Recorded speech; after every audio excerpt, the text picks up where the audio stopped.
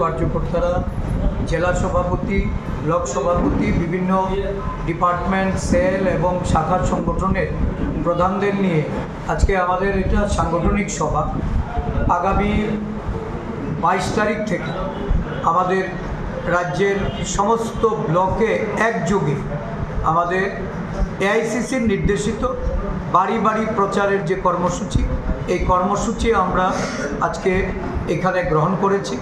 এই কর্মসূচি বাস্তবায়িত হবে 22 তারিখ থেকে এবং এটা ধারাবাহিকভাবে সারা রাজ্য জুড়ে চলবে।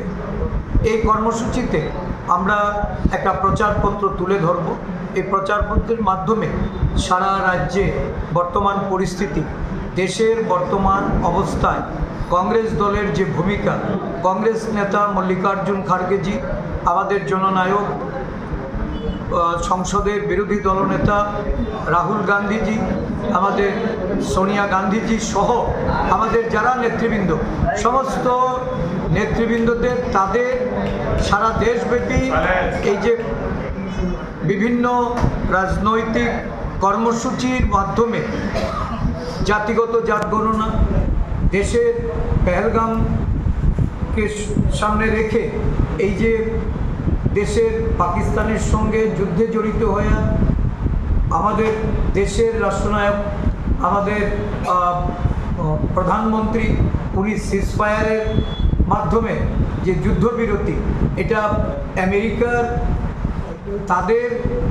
রাষ্ট্রপ্রধানের তাদের ধমককে ওনাকে এই সিজফায়ারের সম্মতি দিতে হয়েছে বা বাধ্য হয়েছে।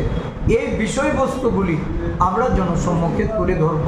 এই প্রচার পুস্তিকাতেও আমরা সেগুলি বিস্তারিতভাবে বলেছি এবং রাজ্যের বর্তমান বেকারত্ব, মূল্যবৃদ্ধি, আইনশৃঙ্খলার সার্বিক অবনতি, নারীর অবমূল্যায়ন, অমর্যাদা, তাদের ক্ষমতায়নের ক্ষেত্রে প্রতিশ্রুতি ভঙ্গকারী এই সরকার, এই বিষয়বস্তুগুলিকে সামনে রেখে আমাদের বাড়ি বাড়ি প্রচার শুরু হবে। আমরা জনগণের সমর্থন এবং জনগণের সহযোগিতা কামনা করে এই কর্মসূচি শুরু।